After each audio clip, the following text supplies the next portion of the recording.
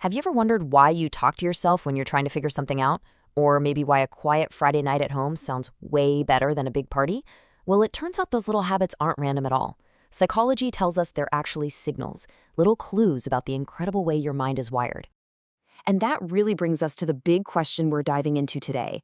Are those quirks you have a flaw, something you need to fix? Or are they a feature, maybe even proof that you're operating on a deeper, more complex level? Let's figure it out. So, in this first part, we're going to peel back the layers and go way beyond the surface. We're going to decode what these everyday behaviors really mean. Because, what looks a little odd on the outside usually has a completely logical reason on the inside. Yeah, a simple habit is almost never just a simple habit. Think of it like an iceberg. The part you see, the habit, that's just the tiny tip. Underneath the water, there's this massive, complex structure of how you think, how you connect with people, and even your whole emotional history. First up, let's pop the hood and look at the cognitive engine. We're talking about the habits that give us a glimpse into how your brain actually processes information, solves problems, and, well, sees the world. Let's start with a classic, right? Talking to yourself. You're trying to work through a problem, and all of a sudden you're muttering out loud. It might look a little strange to anyone watching, but what's happening in your brain is actually incredibly smart. This is something called verbal reasoning. And no, you're not going crazy. You're taking all those jumbled, abstract thoughts in your head and turning them into structured words. It's like you're becoming your own coach, helping your brain focus, organize its ideas, and make better decisions faster. Now let's dig into two very, very different ways of thinking. On one hand, you have what's called cognitive complexity, or you could call it productive overthinking. This is where you examine a problem from every single angle. It's the total opposite of cognitive rigidity, which is where the world is just black and white. It's a mental shortcut that honestly just avoids the hard work of dealing with nuance. And this leads us to a really fascinating paradox. It seems the more intelligent you are, the more you understand just how much you don't know. That's intellectual humility. But on the flip side, sometimes a lack of knowledge can lead to this extreme, totally unfounded confidence. And this is a perfect example of what's called the Dunning-Kruger effect. It's this weird cognitive bias where people who aren't very good at something just can't see their own flaws.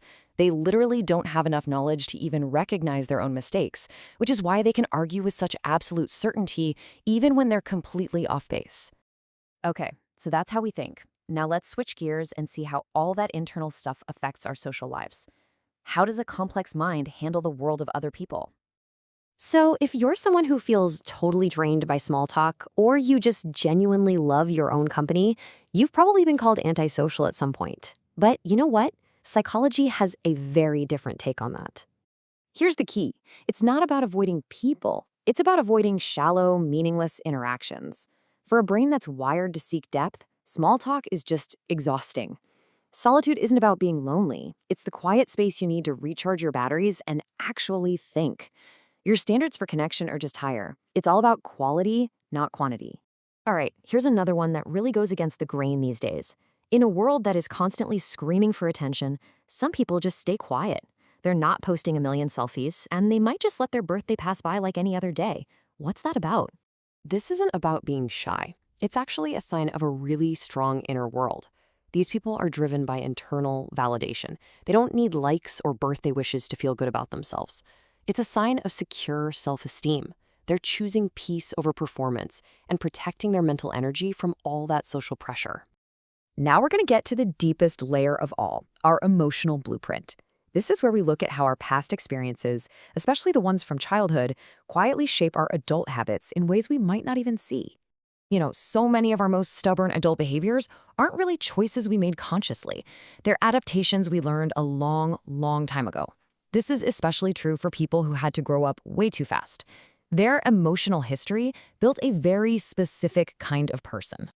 There's a word for this in psychology: parentification. It's what happens when a kid is forced to become the problem solver, the emotional rock, or just the responsible one way before they're ready.